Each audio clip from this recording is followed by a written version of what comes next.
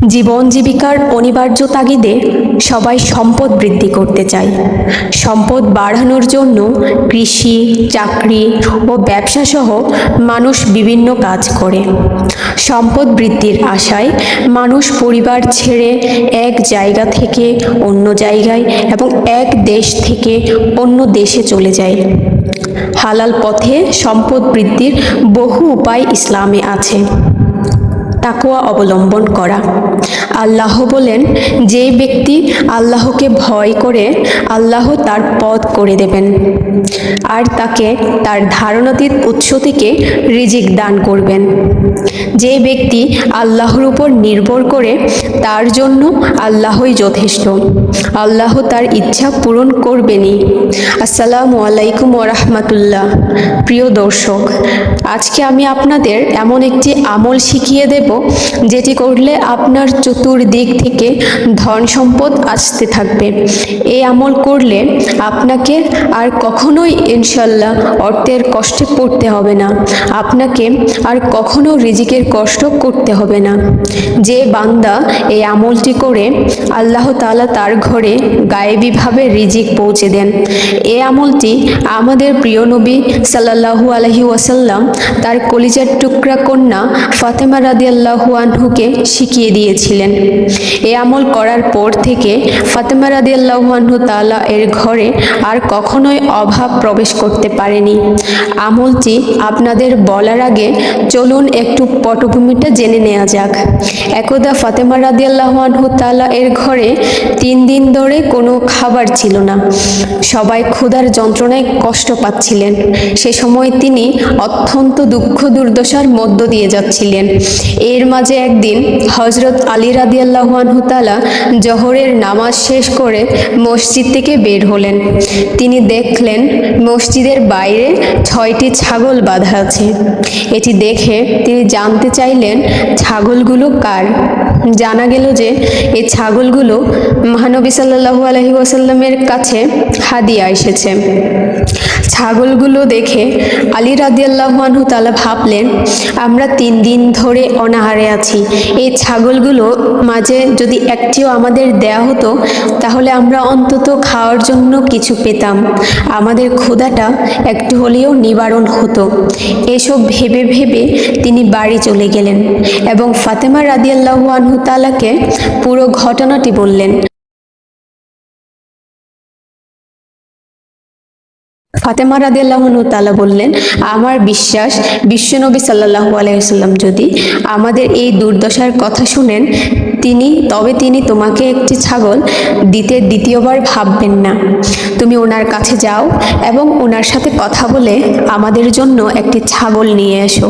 এতে করে কয়েকদিনের জন্য হলেও আমাদের ক্ষুধা নিবারণ হবে। অতঃপর সেদিনই আসরের নামাজ শেষে স্বামীর কথা মতো ফাতেমা রাদিয়াল্লাহু আনহু তাআলা নবীজি সাল্লাল্লাহু আলাইহি ওয়াসাল্লামের বাড়িতে গেলেন একটি ছাগল নিয়ে আসার উদ্দেশ্যে। উনি বিশ্বনবী সাল্লাল্লাহু আলাইহি ওয়াসাল্লামের বাড়িতে গিয়ে তাকে বললেন, আব্বাজান, আমি শুনেছি আপনি 6টি ছাগল হাদিয়া হিসেবে পেয়েছেন। তার মধ্যে একটি ছাগল যদি আমাকে দেয়া হতো তাহলে খুবই ভালো হতো। আমি গত 3 দিন ধরে অনাহারে আছি। এ কথা শুনে রাসূলুল্লাহ সাল্লাল্লাহু আলাইহি ওয়াসাল্লাম বললেন, 6টি ছাগলের মধ্য থেকে একটি ছাগল আমি তোমাকে চাইলেই দিতে পারি, কিন্তু একটি ছাগল দিয়ে আর কয়দিনেই বা তুমি খেতে পারবে? তার চেয়ে বরং আমি তোমাকে অন্য আরেকটা প্রস্তাব দেই। তুমি আমাকে বলো, তুমি কি একটা ছাগল নেবে, নাকি আমি তোমাকে এমন একটি আমল শিখিয়ে দেব যেটা পালন করলে দুনিয়াতে আল্লাহ তোমার রিজিকের জিম্মাদারি নিয়ে নেবেন এবং জান্নাতেও তোমার জন্য উত্তম রিজিকের ব্যবস্থা করবেন। ফাতেমা রাদিয়াল্লাহু আনহু তাআলা অত্যন্ত বিচক্ষণ ব্যক্তি ছিলেন। তিনি তাৎক্ষণিকভাবে বললেন, আমার ছাগল লাগবে না আব্বাজান, আপনি আমাকে আমল শিখিয়ে দিন। ছাগল নিলে তো সেটা 8 থেকে 10 দিন পরে শেষ হয়ে যাবে, কিন্তু আমল শিখে গেলে সেটা আমাকে ইহকালেও রিজিক দেবে আর পরকালেও জান্নাতে উত্তম রিজিকের ব্যবস্থা করবে।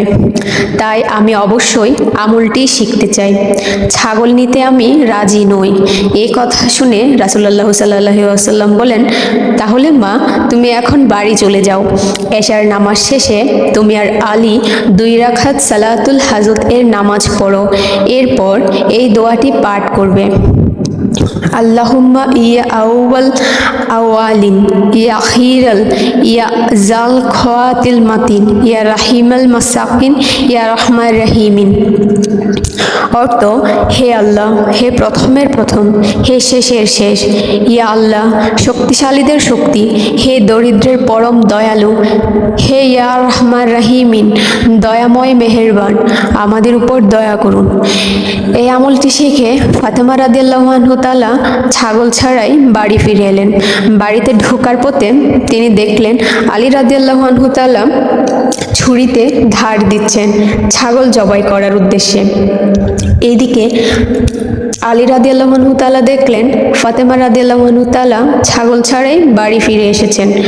ওই মুহূর্তে ফাতেমা রাদিয়াল্লাহু আনহু তাআলা একটু বিব্রত বোধ করলেন।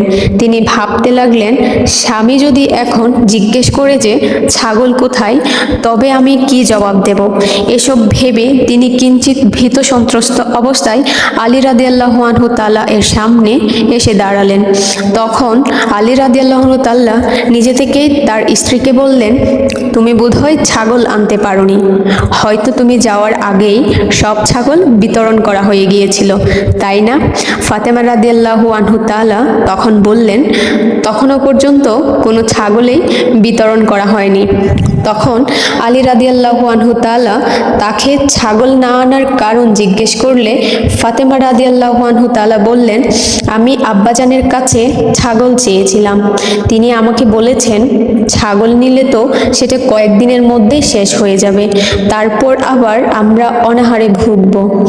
এরপর আমাকে তিনি জিজ্ঞেস করেছিলেন আমি কি ছাগল নিতে আগ্রহী যেটা কিনা কয়েকদিন পরেই শেষ হয়ে যাবে, নাকি আমি এমন একটি আমল শিখতে আগ্রহী যেটা করলে দুনিয়াতে আল্লাহ আমাদের রিজিকের জিম্মাদারি নিয়ে নেবেন এবং জান্নাতেও আমাদের জন্য উত্তম রিজিকের ব্যবস্থা করবেন। এই প্রস্তাব শোনার পর আমি আর ছাগল নিতে রাজি হইনি। এর পরিবর্তে আমি আব্বাজানের কাছ থেকে সেই মহামূল্যবান আমলটি শিখে এসেছি। এ কথা শুনেই আলী রাদিয়াল্লাহু আনহু তাআলা খুব খুশি হয়ে গেলেন। তিনি হাস্যোজ্জ্বল কণ্ঠে বললেন, তুমি খুবই বুদ্ধিমানের মতো কাজ করেছো। রাসূলুল্লাহ সাল্লাল্লাহু আলাইহি ওয়াসাল্লাম এর সাথে বড় লাভের ব্যবসা করেছো তুমি। আমি তোমার প্রতি অত্যন্ত সন্তুষ্ট। সেদিনের পর থেকে সবসময়ই আলী রাদিয়াল্লাহু আনহু তাআলা ও ফাতেমা রাদিয়াল্লাহু আনহু তাআলা এশার নামাজের পর 2 রাকাত সালাতুল হাজতের নামাজ পড়তেন। অতঃপর তারা বিশ্বনবী সাল্লাল্লাহু আলাইহি ওয়াসাল্লাম এর শিখিয়ে দেওয়া এই আমলটি পাঠ করতেন। এরপর থেকে তাদের ঘরে আল্লাহ গায়েবীভাবে কোনো না কোনোভাবে সাহায্য দেওয়া শুরু করেন। এই আমল শুরুর পর তাদের ঘরে আর কখনোই অর্থ বা রিজিকের অভাব দেখা দেয়নি। তাই আমাদেরও উচিত আজ থেকে এই আমলটি শুরু করা। এটি বেশি বেশি করলে আল্লাহ তাআলা আমাদের সংসারেও বৃষ্টির মতো তার রহমত বর্ষণ করবেন।